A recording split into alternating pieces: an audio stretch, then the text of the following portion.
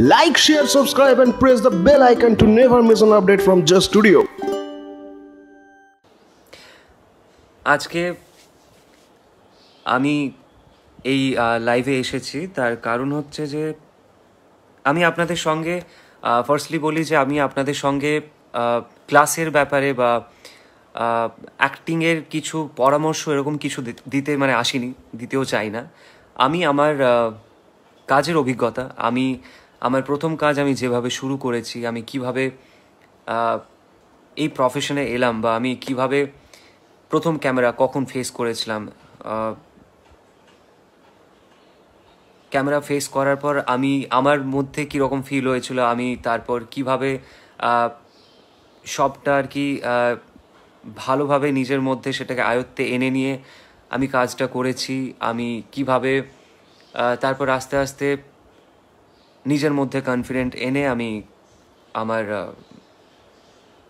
কাজটা করতে পেরেছি, আমি কিভাবে স্ক্রিপ্ট মুখস্থ, কারণ আমাদের আপনারা ভালো করে জানেন যে সিরিয়ালের প্রচুর সিন করতে হয়, ডায়লগ মুখস্থ করার টাইম থাকে না, তো সেই সব বিষয়গুলো আমি কিভাবে রপ্ত করেছি, আমি কিভাবে কাজটা করছি বা করেছি, এই সব বিষয়ে আপনাদের সঙ্গে কথা বলবো আর কি।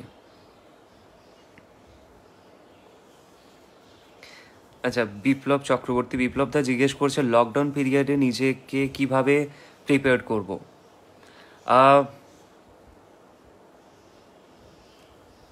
যদি এই প্রফেশনে কেউ কাজ করতে চায়, যদি অ্যাক্টিং বা মডেলিং বা ডান্সিং বা সিঙ্গিং এই বিষয়ে যদি কেউ কিছু করতে চায়, তো আমার মতে এই লকডাউন হচ্ছে প্রপার একটা সিচুয়েশন যেখানে নিজেকে তৈরি করা যাবে।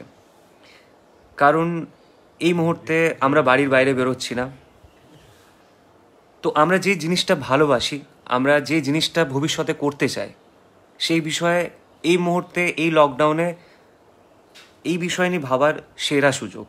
তো আমার মতে যে যে যে জিনিসগুলো করতে চায় সেই বিষয়গুলো নিয়ে ভাবার সেরা সুযোগ এই সময়টা। আচ্ছা, আরেকজন কমেন্ট করেছে,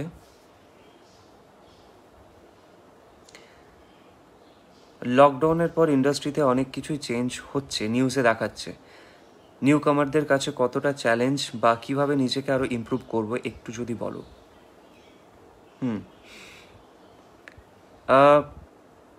দেখো, লকডাউনের পর কতটা কি চেঞ্জ হবে সেটা আমরা কেউ জানি না, চেঞ্জ তো হবেই, বাট কতটা কি হবে সেটা এই মুহূর্তে বলাটা ডিফিকাল্ট। নিউ কামারদের কাছে চ্যালেঞ্জ তো সবসময় থাকে। দেখো, লকডাউন যদি নাও হতো তাও একটা চ্যালেঞ্জ, লকডাউন হয়েছে সেখানে চ্যালেঞ্জটা হয়তো আরেকটু কঠিন হয়ে গেছে। কারণ লকডাউনের আগে আমাদের কাজকর্ম একদম নর্মাল অবস্থার মধ্যে ছিল, আমাদের রেগুলার লাইফ যেরকম আমরা আমাদের লাইফ লিড করতাম সেইভাবে আমরা থাকতাম, কিন্তু লকডাউনের কারণে অনেক কিছু চেঞ্জ হয়েছে। আমাদের কাজকর্ম হয়তো এরপর অনেকটাই চেঞ্জ হবে, তো সেখান থেকে স্ট্রাগল বা চ্যালেঞ্জ এটা তো থাকবেই। চ্যালেঞ্জটাকে অ্যাকসেপ্ট করে নিয়ে আগে যাওয়াই উচিত আমার মতে। কারণ লকডাউন যদি নাও হতো তাও একটা চ্যালেঞ্জ থাকতো, লকডাউন হয়েছে, চ্যালেঞ্জ তো থাকবেই।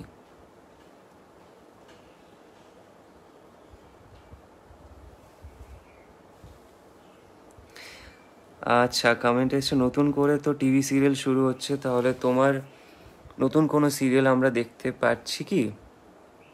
না, এই মুহূর্তে আমার সিরিয়াল আসছে না। আমার শুটিং শুরু হলে বা আমি নতুন প্রজেক্ট শুরু করলে নিশ্চয়ই জানাবো তোমাদের সবাইকে।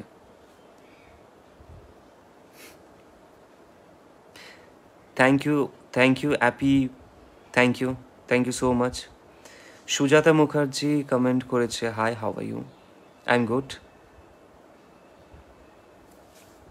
হ্যাঁ, তো যে বিষয়ে বলছিলাম যে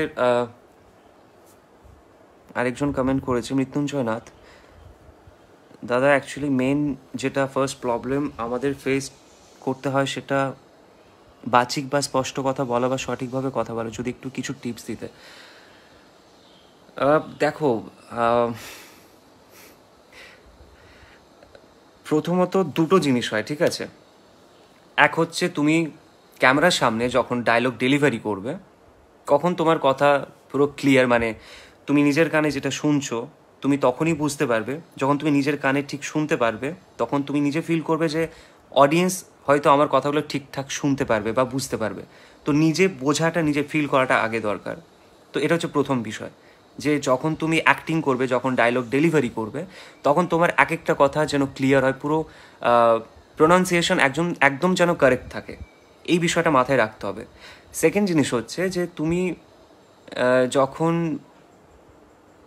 কথা বলবে, যখন ধরো অ্যাক্টিং ছাড়া, মানে ক্যামেরা অফ স্ক্রিনে বা অফ ক্যামেরাতে যখন তুমি কথা বলবে, বা যদি তুমি কোথাও ইন্টারভিউ দাও, তো সেই বিষয়গুলো কিছু কিছু পয়েন্টস আগের থেকে ভেবে রাখবে যে আমি কি বিষয়ে কথা বলতে চাই, আমি কোন কোন বিষয়ে কথা বললে আমার আমার কি বলবো, মানে আমার ভিশনটা ক্লিয়ার হবে যার কাছে আমি ইন্টারভিউ দিচ্ছি। তো এই এই মেন বিষয়গুলো আগে থেকে একটু যদি নিজের মধ্যে আয়ত্ত করে নিতে পারো তাহলে ভালো হয়।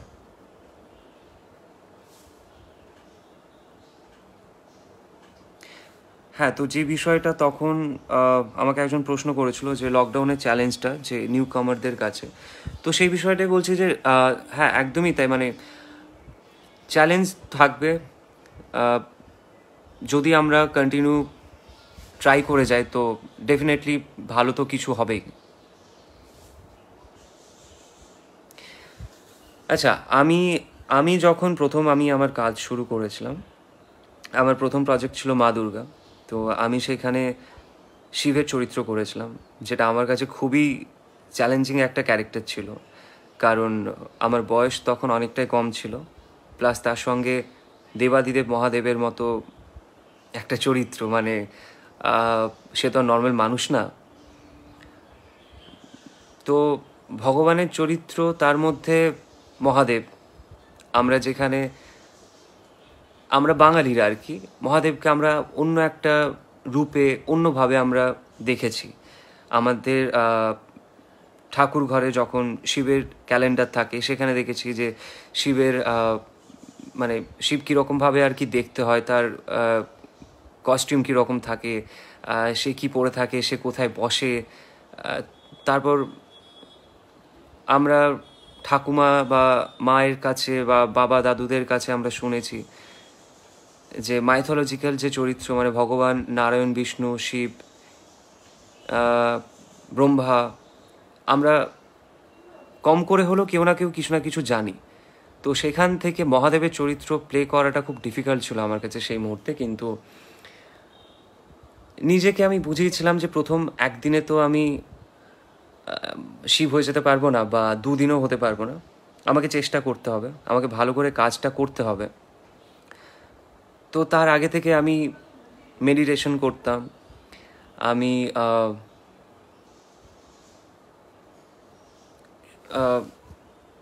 মহাদেবের মানে যেসব এর আগে, মানে সিরিয়াল হোক বা সিনেমা হোক, আমি কিছু কিছু দেখতাম যে যারা আর কি, যেসব আর্টিস্টরা মানে এর আগে শিবের চরিত্র প্লে করেছে, তো তারা কিভাবে করেছে। কারণ প্রত্যেকটা আর্টিস্টদের অ্যাক্টিং অন্যরকম হয়। যেমন দেবকে দেব মহাদেবে মোহিত রায়না, তার অভিনয় আলাদা ছিল, মহাদেবকে অন্যরকমভাবে প্রেজেন্ট করেছে। তার আগে আরও অনেকেই মহাদেবের চরিত্র করেছে, তারা অন্যরকমভাবে প্রেজেন্ট করেছে। তো আমি দেখতাম যে প্রত্যেকজন কি কিভাবে তারা নিজেদের মতো করে চরিত্রটা প্লে করেছে। তো সেসব দেখতাম। তারপর যখন কাজটা আমি শুরু করি, আমি শটে যাওয়ার আগে পুরো কস্টিউম যখন পরে রেডি হয়ে গেছি, পুরো মাথায় জটা যখন মেকআপ করে, যখন মহাদেবের চরিত্রের জন্য পুরোপুরি রেডি, জাস্ট কিছুক্ষণ পর ফ্লোরে যাব, তো আমি আয়নার সামনে, মানে আমাদের যে মেকআপ রুমের যে আয়নাটা থাকতো, আয়নার সামনে আমি নিজেকে দেখতাম। আমি নিজেকে বলতে পারেন যে অ্যাবজর্ব বা অবজার্ভ করতাম, নিজেকে নিজেকে ভালো করে অবজার্ভ করতাম যে আমি শিব, আমি শিব, এইভাবে নিজেকে নিজের ভেতরে ঢোকাতাম। কারণ আমি যদি নিজে বিলিভ না করি যে আমি মহাদেব, তাহলে আমি অডিয়েন্সকেও বোঝাতে পারবো না বা বিলিভ করাতে পারবো না যে আমি মহাদেব। তো আয়নার সামনে দাঁড়িয়ে আমি নিজেকে অবজার্ভ করতাম আর নিজেকে বোঝাতাম যে আমি শিব। তো জাস্ট শর্টে যাওয়ার 10 মিনিট আগে বা 5 মিনিট আগে আমি নিজেকে এইভাবে মেন্টালি প্রিপেয়ার করতাম, তারপর আমি ফ্লোরে যেতাম, তারপর কি সিন করতাম।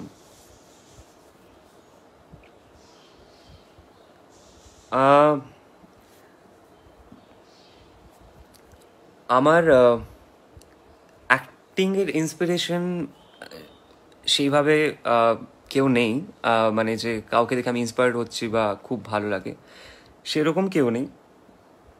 কিন্তু হ্যাঁ, অনেকের অ্যাক্টিং পছন্দ, যেমন আয়ুষ্মান খুরানা এই মুহূর্তে one of the best actor, খুব ভালো কাজ করছে। ভিকি কৌশল। আর যদি এটা বলি যে ছোটোর থেকে হিরোইজম কোন আর্টিস্টকে দেখে এসেছে, তো সেটা আমি বলতে পারি যে ঋত্বিক রোশন। কারণ ছোটোবেলা থেকে আমি দেখেছি, প্রথম মুভি কাওনা প্যারে থেকে দেখে এসেছি, তো সেখান থেকে একটা হিরোইজম ব্যাপার সেই দেখেছিলাম প্রথম, একটা ক্রেজ। তো ইন্সপিরেশন বলবো না, ভালো লাগতো। আর আমার অ্যাক্টিংয়ের জার্নিটা একটু অন্যরকমভাবে শুরু হয়েছিল, কারণ আমার ছোটোর থেকে ইচ্ছে ছিল যে আমি ক্রিকেটার হব, আমি রঞ্জি খেলবো বা ইন্ডিয়ার হয়ে খেলবো, এরকম একটা স্বপ্ন ছিল। সবারই কিছু না কিছু ছোটোতে স্বপ্ন থাকে, আই হোপ আপনাদের সবারই কিছু না কিছু স্বপ্ন আছে। তো আমার ইচ্ছে ছিল যে আমি ক্রিকেটার হব। ক্রিকেট খেলতাম, প্র্যাকটিস করতাম, কিন্তু ক্লাস 11-12 পর আমি নিজে রিয়েলাইজ করলাম যে ক্রিকেটটা হয়তো সেইভাবে অনেকটাই চেষ্টা করতে হবে, বা আমি যদি মানে প্রপারভাবে ডেডিকেশন নিয়ে আমাকে খেলতে হবে, তো সেই অর্থে হয়তো আমি ততটা দিতে পারিনি। তো কোথাও গিয়ে তারপর আমি তার সঙ্গে সঙ্গে যখন ক্রিকেটটা খেলতাম, তার আগে আমি আমার স্কুলে আমি নাটক করেছি। আমি আমার একাডেমি, আমার যেখানে আমি টিউশন করতাম, সেই একাডেমিতে আমি নাটক করেছিলাম। তো তারপর পাড়াতে আমাদের নাটক হতো, তো এইসবগুলো আমি করতাম। এবার 11-12 পর আমি মানে যখন সিনেমা দেখতাম টিভিতে বা সিনেমা হলে গিয়ে যখন সিনেমা দেখতাম, সেই সব চরিত্রগুলো দেখে বাড়িতে এসে আমি প্র্যাকটিস করতাম আয়নার সামনে দাঁড়িয়ে। আমি দেখতাম যে সেইভাবে ডায়লগ ডেলিভারি করলে আমাকে কীরকম দেখতে লাগছে, মানে আমি যদি রাগারাগি করি তো আমাকে কীরকম দেখতে লাগবে, বা আমি যদি জোরে কথা বলি, জোরে যদি আমি কাউকে বকাবকি করি তো তখন আমার রিয়াকশন কীরকম থাকছে, আমি যদি কান্নাকাটি করি তো তখন আমার রিয়াকশন কীরকম থাকছে, এই বিষয়গুলো আমি নিজেকে আয়নার সামনে দেখতাম। তো সেখান থেকে হয়তো আমার এই অ্যাক্টিংয়ের প্রতি বা অভিনয়ের প্রতি আমার একটা ইচ্ছে তৈরি হয়েছিল, যেটা কোথাও গিয়ে হয়তো আমার অজান্তেই ভেতরে ভেতরে তৈরি হচ্ছিল। তারপর আমি ওম শান্তি 2011-তে একটা মুভি এসেছিল, যেখানে আমি অডিশন দিয়েছিলাম। অডিশন দেওয়ার পর সেখানে আমি সুযোগ পাই। সেটা বলতে পারেন যে আমার প্রথম শুরু সেখান থেকে। সেইভাবে আমার আর কি জার্নিটা শুরু হয়েছিল।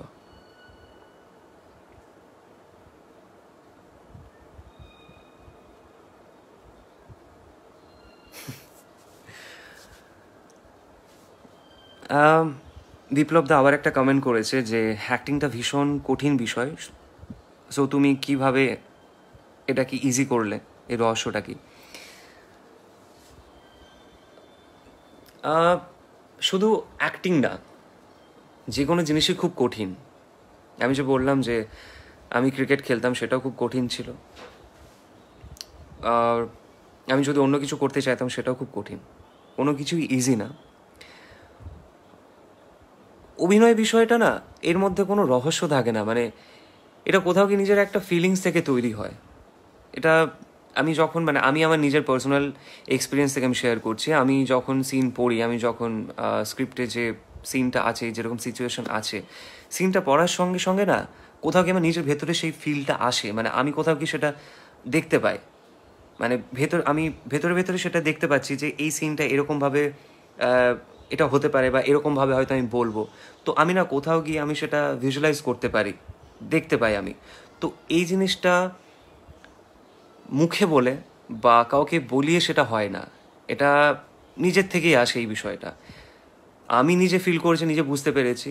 এবার জানি না বাকিদের ক্ষেত্রে কি হয়, কিন্তু আমার ক্ষেত্রে এরকমভাবেই আমি নিজের অভিনয়টা করার চেষ্টা করি।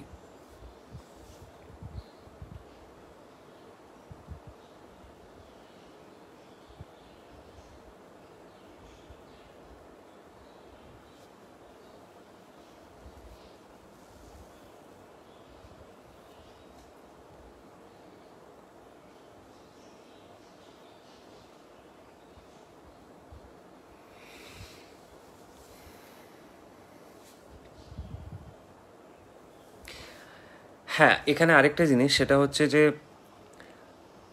ফ্যামিলি সাপোর্টটা থাকা খুব দরকার। আমাদের যে কোনো প্রফেশনের জন্য ফ্যামিলি সাপোর্ট থাকা খুবই দরকার। আমি ফরচুনেট যে আমি আমার ফ্যামিলি সাপোর্ট পেয়েছি, আমার মা বাবার সাপোর্ট পেয়েছি, যার জন্য আমি আমার স্বপ্নটা কিছুটা হলেও পূরণ করতে পেরেছি। তো ফ্যামিলি সাপোর্টটা খুব দরকার। এই জিনিসটা অনেকেই হয়তো পায় না, অনেকের ক্ষেত্রে একটু সমস্যা হয়। বাট আমি বলবো যে যদি তোমার স্বপ্ন থাকে কিছু একটা করার, তো অন্য কিছু চিন্তা না করে সেই স্বপ্নের জন্য একদম সবটা দিয়ে দাও, তারপর দেখা যাক না কি হয়। আচ্ছা, একজন প্রশ্ন করেছে ক্যামেরার সামনে কনফিডেন্ট কিভাবে হব যাতে নার্ভাসনেস না আসে ডায়লগ ডেলিভারির টাইমে। হ্যাঁ এটা হ্যাঁ, এটা একটা ভালো প্রশ্ন যে নার্ভাসনেস না আসে। হ্যাঁ, এটা খুব ভালো প্রশ্ন যে কনফিডেন্টটা কীভাবে নিয়ে আসবে। দেখো, প্রথম দিনে তোমার মধ্যে কনফিডেন্ট আসবে না। আমি তো ইনফ্যাক্ট আমি এখনও যখন ফ্লোরে যাই, কোথাও কি যখন নতুন সিন হয়, যদি আমি 10টাও সিন করি, তো আবার নেক্সট 11 নম্বর যখন সিন করতে যাব, সিনটা যখন পড়ি, তখন কোথাও গিয়ে আমার মধ্যে সেই ব্যাপারটা থাকে যেটা আমাকে বেস্ট করতে হবে, এটা আরও ভালো করতে হবে। তো কনফিডেন্ট একটা সিন বা দুটো সিনের পর বা একটা দুটো কাজ করার পর হবে না, আস্তে আস্তে সেই কনফিডেন্টটা আসবে। কিন্তু তুমি যদি যখন সিন করতে যাবে মাথার মধ্যে অন্য কিছু চিন্তা না করে জাস্ট তুমি সিনটার ব্যাপারে ফোকাস করবে, তুমি ফোকাস থাকবে ওই সিনের ব্যাপারে, অন্য কিছু মাথার মধ্যে নিয়ে আসবে না, অন্যদিকে কনসেন্ট্রেশনটা একদম পুরোপুরি তোমার সিনের মধ্যে যদি রাখো, তো আমার মনে হয় যে কোথাও গিয়ে কনফিডেন্টটা নিজের মধ্যেই চলে আসবে। এটা ভেবো না যে আমার সামনে ক্যামেরা আছে, আমার ডান দিকে অন্য কেউ লাইট নিয়ে দাঁড়িয়ে আছে, বা এখানে কাটার স্ট্যান্ড নিয়ে দাঁড়িয়ে আছে, বা সামনে ডিওপি আছে বা ডিরেক্টর আছে সামনে। এত কিছু চিন্তা ভাবনা করার দরকার নেই। জাস্ট আমি সিন পড়ে নিয়েছি, সিনটাতে আমার চরিত্রটা কি, আমি এবার কি করব, এই জিনিসটাই মাথার মধ্যে রাখবে, তাহলে আমার মনে হয় যে কোথাও কি কনফিডেন্ট পাওয়া যায়, যদি অন্য কিছু চিন্তাভাবনা না করি। কারণ আমরা যখনই ভাববো যে সামনে ক্যামেরা আছে, আমাকে অভিনয় করতে হবে, এই বিষয়টা যখনই ভাববে না, তখনই কোথাও গিয়ে তোমার মধ্যে একটা কনফিডেন্ট ডাউন হয়ে যাবে, এরকম একটা জিনিস তৈরি হবে। আচ্ছা, আরেকজন প্রশ্ন করছে তুমি কি কোনো থিয়েটার গ্রুপ বা একাডেমিতে কি ছিলে না নিজে থেকে প্র্যাকটিস করতে করতে? না, আমি যেটা বললাম যে আমি যখন ক্লাস 11-12-এ পড়তাম, তো তখন আমি নিজেই বাড়িতে করতাম, আয়নার সামনে দাঁড়িয়ে নিজে প্র্যাকটিস করতাম। আমি আমার দিদিকে দেখাতাম, কান্নাকাটি করে বা রাগ করে বা কোনো একটা ডায়লগ ডেলিভারি করে আমি দিদির সঙ্গে কথা বলতাম যে আমি অ্যাক্টিংটা কীরকম করছি। দিদি আমাকে বলতো যে না, এটা এরকমভাবে কর, এটা ওরকমভাবে কর। তো এই জিনিসটা বাড়িতে করতাম। তারপর যখন আমি বললাম যে 2011-তে যখন আমি ওম শান্তি মুভিটা শুরু করার পর আমি থিয়েটার গ্রুপ জয়েন করি। থিয়েটার আমি করেছি 7-8 মাস, আমি থিয়েটার করেছি। তো এইভাবে আর কি আমার জার্নিটা শুরু হয়েছিল। এটা খুব ভালো প্রশ্ন বিপ্লবদা করেছে, একজন ভালো অ্যাক্টর হিসেবে সিনেমা দেখাটা কতটা দরকার। দেখো, সিনেমা দেখাটা তো খুবই দরকার। ইনফ্যাক্ট এখন সিনেমা ওয়েব সিরিজ অনেক কিছু দেখা দরকার, কারণ যত দিন যাচ্ছে অনেক কিছু চেঞ্জ হচ্ছে, অ্যাক্টিং প্যাটার্ন চেঞ্জ হচ্ছে। কি বলবো, মানে শর্ট টেকিং ব্যাপার থাকে ডিরেক্টরের, অনেক কিছু চেঞ্জ হচ্ছে, নানা রকম শট আমরা দেখতে পাই, নানা রকম সিন দেখতে পাই, যেখানে আগে যেরকম সিন হতো এখন অনেকটা অ্যাডভান্স হয়ে গেছে, অনেক উন্নত মানের সিন হয়। তো আমরা যত সিনেমা দেখব, যত ভালো ভালো সিনেমা দেখব, পুরোনো দিনের সিনেমা হোক, কিছু আগের দিনের সিনেমা হোক, বা কিছু নতুন সিনেমা হোক, বা কিছু ওয়েব সিরিজ দেখলে হয়তো নিজের মধ্যে একটা ইমপ্রুভমেন্ট আসবে। দেখাটা খুবই দরকার।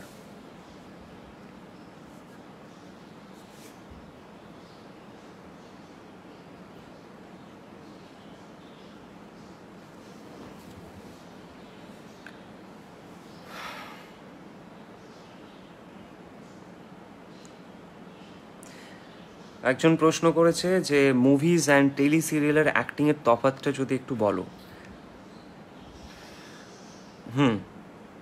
দেখো, মুভির ক্ষেত্রে যেটা হয়, সারাদিনে হয়তো 2টো সিন, ম্যাক্সিমাম 3টে সিন।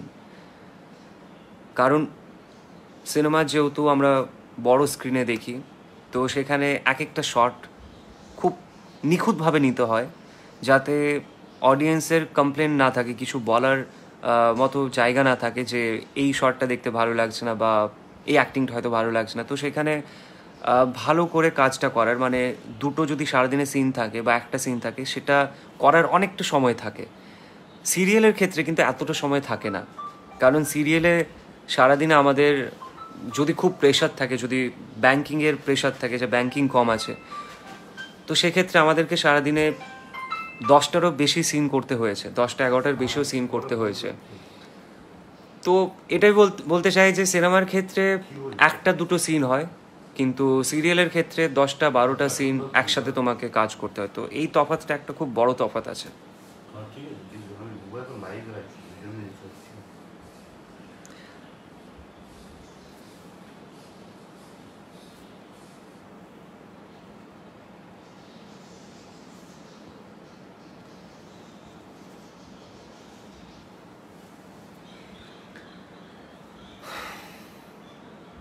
তোমরা আরও প্রশ্ন করতে পারো, আমাকে জিজ্ঞেস করতে পারো।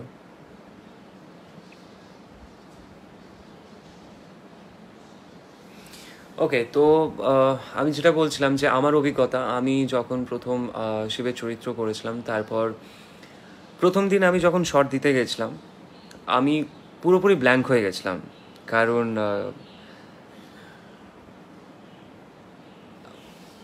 লাইফে প্রথম আমি ক্যামেরা, তার আগে আমি যেহেতু ওম শান্তি কাজ করেছিলাম, তো ক্যামেরা একদম ডিরেক্টলি, মানে অ্যাজ আ লিড হিসেবে ওরকম ফেস করিনি, যেহেতু ওম শান্তিতে আমার লিড চরিত্র ছিল না।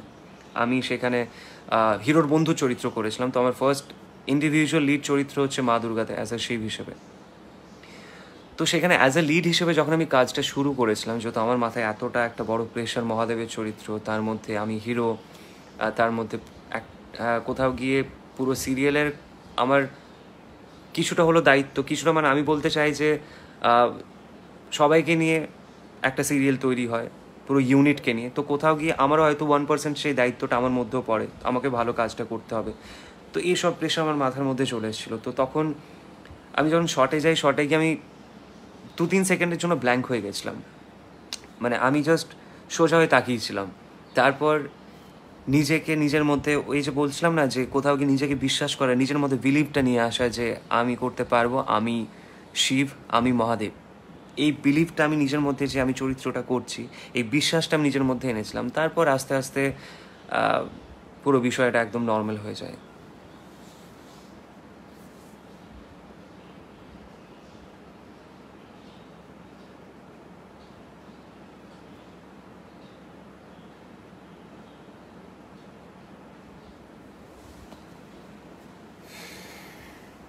আরেকটা জিনিস বলতে চাই, সেটা হচ্ছে যে শুধু যে আমি অভিনয়টা করলাম, ক্যামেরার সামনে গিয়ে আমি শুধু অভিনয়টা করলাম, তারপর আমি আর কিছু করলাম না, এই জিনিসটা করা উচিত না। আমাদের যেমন একটা দায়িত্ব আছে ক্যামেরার সামনে গিয়ে অভিনয়টা করা, ক্যামেরার বাইরেও কিন্তু একটা দায়িত্ব। সেই দায়িত্বটা কিন্তু তোমাকে কোনো চ্যানেল বা কোনো প্রডিউসার বা কোনো ডিরেক্টর কিন্তু সেই দায়িত্ব দেবে না। সেই দায়িত্বটা কিন্তু তোমাকে নিজেকেই নিতে হবে, যে নিজেকে ঠিক রাখা, নিজের শরীর ঠিক রাখা, নিজের স্কিন ঠিক রাখা, নিজেকে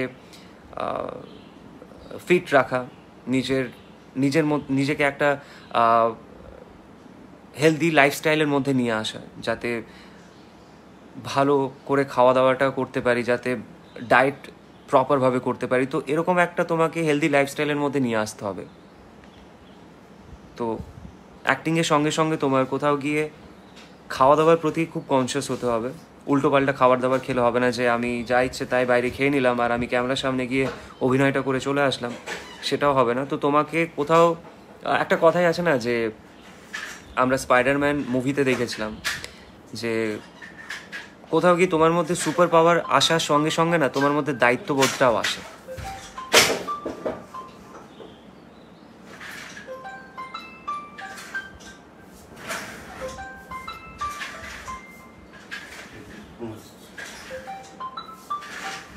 তো ওকে, তো একটু ডিস্টার্ব হয়ে গেছিলাম। তো আমি সেটাই বলতে চাইছিলাম যে কোথাও গিয়ে সেই দায়িত্ববোধটাও আসে। তো তোমার মধ্যে যখন কিছু সুপার পাওয়ার, মানে তুমি অভিনয় করতে পারো বা তুমি ভালো কাজ করতে পারো, সেই বিষয়টা আসার সঙ্গে সঙ্গে কোথাও কি তোমার মধ্যে এই দায়িত্বটাও আসে যে অডিয়েন্সকে তুমি ভালো কাজ দেবে, শুধু একটা কাজ না, ভবিষ্যতে আরও ভালো ভালো কাজ দেবে। তো সেই ভালো কাজের জন্য তোমাকে নিজেকে ভালো থাকতে হবে, এই দায়িত্বটা তোমার মধ্যে আসবে।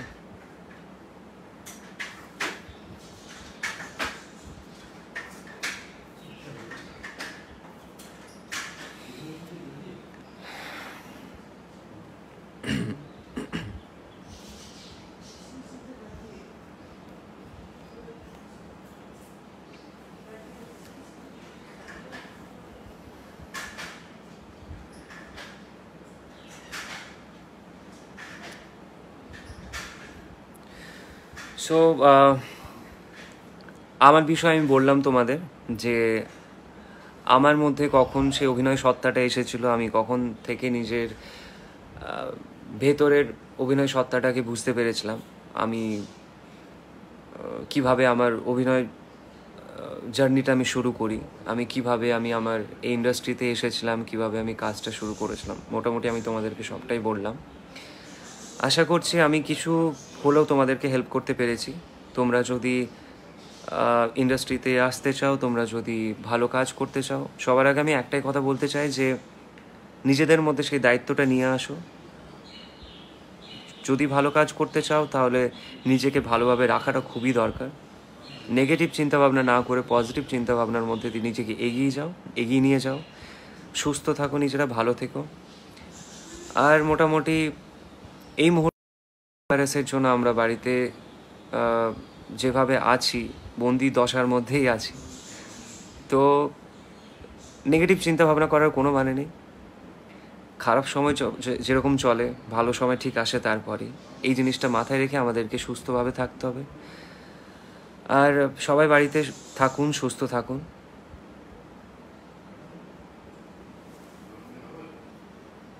মোটামুটি আর যদি তোমাদের কিছু প্রশ্ন থাকে আমাকে করতে পারো, কারণ এই মুহূর্তে আমি আমার অনেক কিছু তোমাদের সঙ্গে শেয়ার করেছি। সো তোমরাও যদি তোমাদের কিছু প্রশ্ন যদি কিছু আমার সঙ্গে শেয়ার করতে চাও তো করতে পারো।